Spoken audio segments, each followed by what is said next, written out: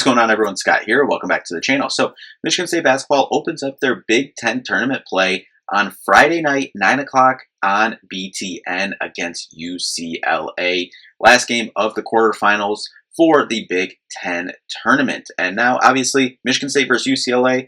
This is a rematch of just a couple weeks ago where Michigan State won in East Lansing 82-59.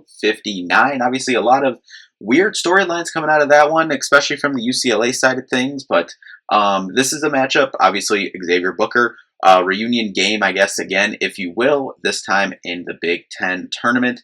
But UCLA does still cause some problems here for Michigan State, and we're going to get into that here as we look into UCLA and, you know, kind of everything that has happened over the last couple weeks since Michigan State has played UCLA. Obviously, this is Michigan State's first game here in the Big Ten tournament. But yeah, we're just going to dive into the game. But first, if you could, just hit that like and subscribe button down there. A little more Michigan State basketball content on the channel, so just make sure to subscribe so you don't miss a video. So UCLA got a 72-59 win over Rutgers in the third round of the Big Ten tournament on Thursday night. And we're going to kind of talk about that game here a little bit to kind of preview a little bit of this game on Friday night. But before we do jump into Thursday night's game, we're going to look at what has happened since UCLA came to the state of Michigan and played that school down the road, had a 30-point loss there, and then came to East Lansing and had a 23-point loss in East Lansing. Since then, they've had some pretty good results. They came home and immediately beat number 10 ranked Illinois. They beat USC in that crosstown rivalry game. They did lose at Minnesota by 5, but then they came back home, beat number 9 ranked Nebraska by 20 at home, and then beat USC again, this time by 21, and then obviously got that 72-59 win over Rutgers to kick off their Big Ten tournament play. Now, obviously, throughout their season, Tyler Bilodeau has been the, biggest point production scorer for them, and probably their best player. I mean, Donovan Dent might have something to say about that, but Tyler Bilodeau really does it all for them. 18 points, 6 rebounds. He can step out, hit threes. He hurt Michigan State before in that game. We're going to take a look back there. But Donovan Dent just recorded the first Big Ten tournament triple-double in the history of the Big Ten tournament. And only, I think it was the 5th triple-double in the history of UCLA, which is pretty insane. But, I mean, when he has it going, we saw him in the NCAA tournament last year when he was with New Mexico State. About 14 points, about 8 assists as well, 2 steals. But he has struggled from 3 this year. Hasn't shot as many, but only about 24%. But he can definitely go off. We've seen what he's been able to do throughout his career, and obviously had a really good game in their third round game on Thursday night. And then you go down Trent Perry. 12 points for them. Sky Clark coming back from injury just a handful of weeks ago. Last time against Michigan State, he was just kind of coming back in that one, was coming off the bench. He is starting now and he played 31 minutes a game, or 31 minutes on Thursday. The last time against Michigan State, he only played 21, but he can fill up the basket too. 12 points a game on solid 46% from 3. Eric Daly Jr. adds 11 as well with about 6 rebounds. Former Spartan, obviously, Xavier Booker, 7 and 4 for him. And we know what he can do. He can step out, hit the shot as well, 44% on the year. But 78 points per game for them, 33 rebounds, 16 assists, 6 steals, 3 blocks. Only turned it over about 9 times, so solid there. Don't turn it over a whole lot. 47% from the field, 76% from the free throw line, and 38% from 3. But we're going to look at what happened in this third round game with them. Tyler Bilodeau had his, like we talked about. He's able to get his 21 points, 5 for 11 and 3 for 7 from 3, 8 for 8 from the line, 5 rebounds, 2 turnovers. Donovan Dent, we mentioned his triple-double on Thursday night. He had 12 points, 10 assists, 12 points, 12 assists, 10 rebounds, only 2 turnovers and a steal to go with that. Sky Clark was solid for 5 with them. Trent Perry, 12. Eric Daly Jr. had 10 and 6. Off the bench, Xavier Booker had 6 points for them in that one, scored 72 points. And, it was a lower field goal percentage night, 38%. Last time they played Michigan State, 37%, 30% from 3, 32% last time they played Michigan State. They did shoot quite a bit more free throws last night, 19 for 23, 83% compared to 9 for 12 and 75%. But really kind of the key for them, they were a little bit over their season average. They did have 10 turnovers, but they had 18 assists overall, 40 rebounds as well. They were able to win the rebounding battle against Rutgers by 10. Last time out against Michigan State, they lost the rebounding battle by 10. But for UCLA as well last night, Thursday night in that one, fast break points, they only had 6 fast break points, able to capitalize. They had 12 points off turnovers, and they were able to force 13 turnovers overall. 24 points in the paint. They get up 23 threes. Last time out against Michigan State, they got up 25 threes. Michigan State actually got up more, and that was Michigan State's probably best shooting night last time against UCLA. I'm curious if anything similar kind of transpires in this one from a matchup kind of perspective, and getting threes up when you look at UCLA overall, and just some of their stats overall defensively. They actually do defend the three fairly well, which was why kind of, Michigan State has shot it solid all year. But, for them to have that game against the, on the year, pretty good average in terms of 3-point percentage defense, 41st in the country. That was surprising.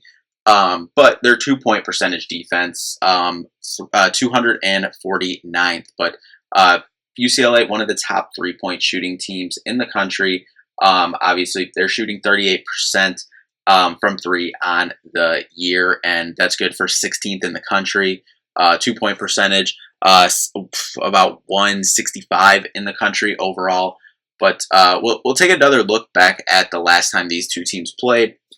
Jeremy Fears had 16 and 10 in that one with only 1 turnover. Coop had 12 and 7, 9 and 10 for Jax. Cohen Carr had 16 in that one. You had Kurtang with 3 threes off the bench for 9 points.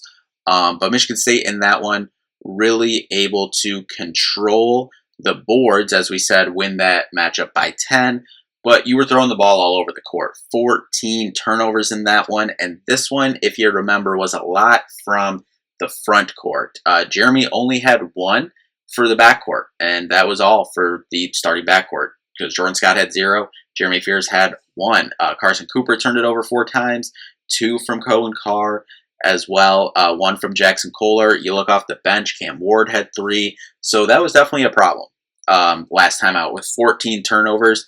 You had the same amount of turnovers as you did threes, which was good because you said, that was probably your best 3-point shooting night of the season, but you had as many turnovers. So that's something to definitely watch in this one. Tyler Bilodeau was able to get off in that one, 22 points, as we said, 3 for 5 from 3. Just his pick and pop action is really difficult to cover, and I'm curious kind of what different coverages they look at there. If we see maybe Carson on him, try to get some more length and affect that shot. Cam Ward, hope that he's able to get back in the rotation rhythm after kind of that weird. He just struggled on Sunday with the fouls. Kind of got behind the 8 ball in that one. That's why he didn't have a huge impact on Sunday's game. But I think in this one he can go out there and make an impact in this one and try to bounce back from Sunday's game. But also the last time in this matchup, he had 3 turnovers off the bench. So I'm curious to see that. And you were only able to you were able to force 11 turnovers, which is over what UCLA averages on the year. And Donovan Dent had a good majority of them. He had 4. Obviously, he has the ball in his hands a lot of times, but he's able to get 3 steals on his own too. So you were able to hold Donovan Dent kind of inefficient, 3 for 11 and 0 for 3 from 3. I think that was a big part of Michigan State's success in that one. They were able to hold everyone pretty much ineffective, aside from Tyler Bilodeau. They kind of shut the water off on everyone else. I think that'll be a key again in this one, is keeping Dent kind of under control. You see what he can do, a triple-double on Thursday night. So, if he gets going, plus Bilodeau, if he can get his pick and pops going, and then if, Donovan Dent gets his stuff rolling, both passing the ball and scoring the ball like he can, then that's a dangerous kind of combination, especially when you have guys like Trent Perry, Sky Clark, Eric Daly that can fill up the basket, and you have Xavier Booker as well that can knock down, some shots. So Michigan State also in this one last time only had 10 fast break points, but held UCLA to 2. Points in the paint last time, 2020, that was fairly even. I think that's got to go up. Michigan State always wants to win the paint battle. I think that'll be something to look for in this one. Um, looking for, I'm looking for our bigs. Over the kind of the last couple games, we've seen the bigs kind of get rolling back a little bit. Would like to see that continue here into this tournament because I think that's something that Michigan State's going to need for the Big Ten tournament, but they're also going to need it for the NCAA tournament when that starts as well. And we've seen Jax had an incredible game Sunday. Carson Cooper had an incredible game Sunday as well, so I'd like to see that continue. Jeremy Fears, continue to lead and roll this thing, but get out and run. As we said, only 10 fast break points last time against this team.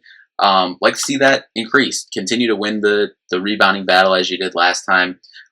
Being one of the best rebounding teams in the country. Continuing to defend rebound run. Obviously, Michigan State, one of the best rebounding teams in the country. Defend. Obviously, this will be UCLA's, second game here in this tournament. Haven't played on Thursday night, so they might be a little bit more comfortable. So looking for kind of that start as well. You don't want to start behind the 8 ball in this one. Obviously, it being your first game, not starting till Friday for Michigan State. So looking for the start. I think the start is going to be a big kind of key in this one. Not getting behind the 8 ball, not letting UCLA get comfortable. Their second game in this arena, this week. Haven't played on Thursday night. So not allowing UCLA to get out to a hot start and getting out to a hot start yourself, or at least, staying even. You don't want to, we've talked about it a couple times this year. Michigan State struggled with slow starts, and, we see kind of how that builds on itself. So getting out to a, good, even start, if not ahead, whatever, being able to settle in the game and then kind of push the gas pedal on the things, defend, rebound, run, and get things rolling. But I am curious to see the freshmen as well in this game. Jordan Scott, Cam Ward didn't have a big effect on the game on Sunday, which is obviously a big game. So I'm curious to see how they bounce back. I'm excited to see them bounce back as well. But, Cohen Carr we're going to need as well throughout this tournament to, score. We're going to probably need him as a double-digit scorer, most nights. I think the good thing about this Michigan State team is kind of similar to last year. It can be a number of guys. Like Jeremy's always going to be the straw that stirs the drink. He's going to get it going, passing wise, and then he'll come on he'll get his scoring as well. But, one night it could be Jax going for 21, it could be Coop going for 18 one night, Cohen 16, 18 one night. Whatever the case may be, then Jeremy coming in with 16, 22, whatever. We've seen a lot of different guys steer the ship here for Michigan State. Obviously, Jeremy Fears always in control, but in terms of scoring, you need a couple guys to get this thing going, especially against a UCLA team that, can score the ball pretty well. And that can obviously shoot the three very well as well. So the 3-point defense is going to be key in this one. Obviously, that was, good last time out against UCLA, able to hold them overall to 8 for 25, 32%.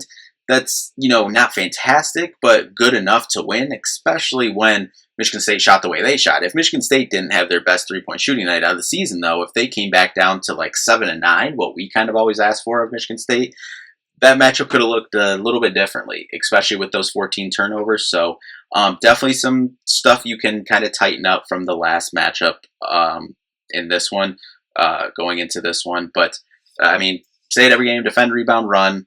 Defend the 3-point line well. Don't let them get comfortable out there. Curious how they play the pick and rolls, pick and pops with Tyler Bilodeau, because if he really gets it going, it can be really tough out there. And then Donovan Denton, obviously, he's coming off a triple-double. Trying to contain him, you were able to slow him down last matchup. But then Sky Clark, Trent Perry, kind of how do you play them? And, kind of getting everyone else involved and kind of defending everyone else. Tyler Bilodeau, seems like he's, we saw it last matchup against Michigan State, saw it, their first game, the third round game against Rutgers as well. And we've seen it all season. He can score the ball. Can you stop and slow down everyone else? Kind of like the last matchup for Michigan State against UCLA, where Tyler Bilodeau was the only person, Tyler Bilodeau and Sky Clark, should I say, were the only two in double figures in that one. But we'll look at Bart Torvik. Bart Torvik has UCLA number 27 currently in the country, with the 20th ranked adjusted efficiency offense, 52nd adjusted efficiency defense. Bart Torvik has Michigan State as the number 10 team in the country. And in the AP poll, Michigan State number 8 currently. Michigan State adjusted efficiency offense 28th in the country, 12th adjusted efficiency defense. Now, Bart Torvik does not have a prediction out for this game yet. Sportsbooks don't have anything out. We're literally recording this minutes after the UCLA game. But I do think this will be a tight game here, given it being Michigan State's first game in the Big Ten tournament. UCLA haven't already got comfortable with one game as well, but hoping Michigan State keeps turnovers down, hit some shots, defend, rebound, run, and hopefully get a win on Friday night and move on to Saturday. But first off, the conference tournaments have been incredible so far, but let's just talk about the Big Ten here on Friday. I mean, you're starting out with Ohio State against that school down the road, which I think will be a good game. Bruce Thornton, trying to improve that resume for the Big Ten or for the NCAA tournament to get in there. Wisconsin, Illinois might be the best game of the day from the Big Ten perspective, and maybe one of the best in the country.